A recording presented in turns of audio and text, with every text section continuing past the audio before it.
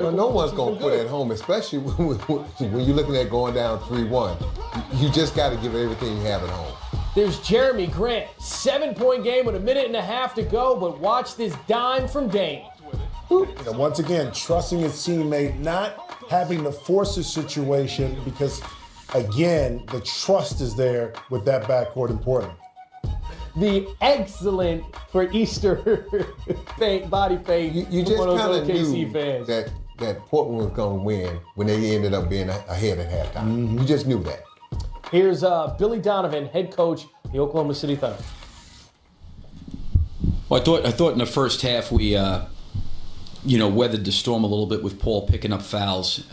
We really didn't close the half very well. Kind of gave them maybe some momentum going into the locker room.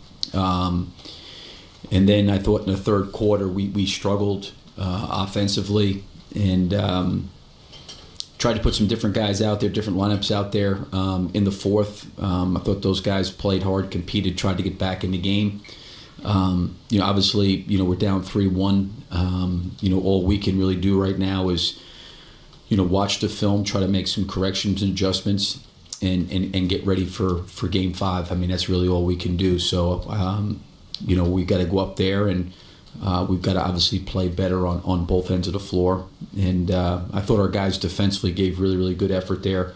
We fouled obviously late, which kind of skewed it, but I thought defensively we worked pretty good. Neither team, I didn't think, shot a great percentage, from the field. I thought for us, we did not finish around the basket very well tonight. I thought we had a lot of stuff in around the rim, and I thought that was obviously a big factor in the game. Our inability to kind of cash in on some plays around the basket. Eric Horney, Oklahoma. Billy, you talk about touching the paint. Guys get into the paint in order to open up, the perimeter. In that third quarter, I think y'all took a lot of jump shots. I think Dennis might have hit a floater, and that might have been y'all's first points in the paint, and it was pretty deep into the third. Why was it that there were so many jump shots going up in the third quarter when y'all have success when you touch the paint and get those perimeter shots? Yeah, I mean, I don't know. I have to look at the film. My feeling was we're actually going downhill and there was help and we kicked the ball back out there. I think there was some threes that we took that may have been quick, but I thought for the most part we tried to play downhill. We tried to play at the basket. We tried to go to the rim. When they shut things off, I thought we did a good job of making the extra pass, and I thought we generated some really better shots there in the second half, from behind the line. Royce Young, ESPN. Billy, rest of the second half, he had 1 point on 0 of 7 shooting. What did you see from him? Did you think he was maybe overpassing? Was he finding the right guys? Was he making the right plays? How did you assess his second half? Well, I think we didn't close the second quarter very well. I felt like he made a really, really concerted effort to really try to move the basketball and try to find guys and get guys shots. I thought he got guys some shots. I thought we had a lot of quote unquote pocket passes to the rim. One of the things was playing in pick and roll, and at times they played in the drop against certain guys they're up on. But when we got the ball to the basket, into the pocket, I just didn't think we finished a lot of plays around it. And I think when he did get downhill and they shut him off, I thought he found guys for open shots.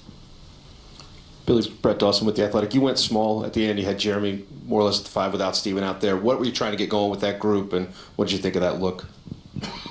Well, we were down. I thought we needed to do something a little bit different. Lillard and McCollum, in my opinion, I thought we defended, as hard as you can. I thought they made a lot of tough mid-range pull-ups, which speaks to their shot-making ability. We had a couple of breakdowns on some coverages, pick and roll-wise, where we gave both of them a couple threes there in the third. That's going to happen sometimes. We got a little bit loose because those guys are kind of shifty and crafty with the ball. But I thought defensively we worked on those guys, but those guys obviously in certain situations I thought really made shots. Billy, Barry Trammell with the Oklahoman. You kept Lillard without a basket until I think the 1:12 mark of the second quarter. At halftime, were you concerned that keeping him held down and they have a lead on you? Yeah, because I think the same thing happened in Game 3. He and McCollum didn't really have much, and I felt like, and I mentioned it to our guys at halftime, that he was going to go out and be more aggressive just based on what happened in Game 3. And we had a couple of coverages that got kind of, we didn't get the ball directed where it needed to go, and he came off some screens and made some shots. There were some times we got him where we wanted to get him, into the mid-range, and to his credit, he stepped back and made a few of those shots. I think we got McCollum off the line, the three-point line at times, and he stepped back and made some tough ones too. Those guys shot the ball from behind the line really, really efficiently, and they shot the ball well inside the line really efficiently. Actually, when we had, I thought, Lillard going to the rim there in the end of the third, the fourth quarter, we did a good job pulling over and providing some help. Brady Trantham, franchise OKC coach. It's the third game in a row that you guys got off to a really promising start, then Portland was able to make it interesting and eventually regain control in the middle part of the game. Has there been a consistent theme with the offensive and defensive lapses in the middle of these games? Yeah, I don't know if there's necessarily a theme. I think for us, when we at times struggle to score, struggle to make shots, sometimes it gets magnified, when you have a little bit of a defensive breakdown, And I think if you look at early in the game, to your point of getting off to a good start, you get off to a good start because you're getting some stops and then you're making some shots. And I think, when you scored 22 points in a quarter, and I think it was maybe 2 quarters in a row, the second and the third, 22 points, what's going to happen is when you're not making shots, it's going to kind of really, really expose, when you break down defensively, where you maybe had some breakdowns there in that first quarter, but maybe it doesn't look as bad because you're scoring back at them. And I think that's what happened there to close close the second. Because I think we were up by 7 there, and we had an opportunity to kind of close it out, and maybe you're not up 7, but, certainly have the lead. And we didn't close great. And then I thought the third quarter to start, Paul tried, I think, get right back into rhythm, just sitting out as much as he did. He had some looks, had some opportunities. And I thought we had some opportunities as a team. We didn't really capitalize it. And then I thought McCollum and Lillard made some shots in that corner, which kind of really extended their lead. Eric Horn with the Oklahoman. Billy, you often mention guys not being able to control if the ball goes in the basket. But, Damian Lillard and these guys, when they get those opportunities in transition, they could be really deadly and make shots. So when Russell, comes down and takes a pull-up jump shot, granted it's open, but if he takes a pull-up jump shot and misses it, Damian Lillard gets out in transition. Is that the kind of shot you want Russell to take in those instances in the third quarter?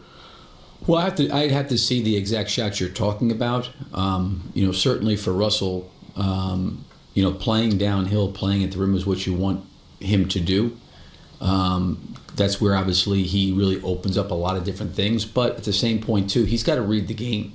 He's got to read the game and make decisions. If guys are off of him and he feels like he's in rhythm to shoot the basketball, certainly want him to shoot the ball. So I don't know necessarily the specific play you're talking about, but a lot of times when the ball gets to the deep paint and it's kicked out, you're generating shots. Sometimes on the break, he and Paul, when defenders try to control them off the dribble, there's opportunities to pull up. Billy, Maddie Lee from the Oklahoman, sticking with their transition threes. McCollum taking a few of those in pretty key situations in the fourth. How did you feel like you guys did scrambling back in those tough situations? I thought we scrambled back well on the ball. I thought our bigs at times, or guys that were guarding their bigs, were not where they needed to be, and it kind of sprung them off some screens, and they were able to make some shots. We could have done a better job there. There was a couple of times where, like I said, we were in some coverages, and we didn't get the coverage and the ball under control like we needed it to. And those guys just need a crack. Listen, the two of them are great shooters, and when those guys get any crack or space, I think you're probably surprised when the ball doesn't go in.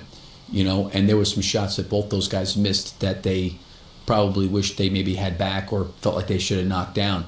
And then there was some times we really defended them well, and they still made shots. So, you know, they made a lot of mid-range. They made a lot of threes. They were efficient from the three-point line, and some of that, to your point, was in transition.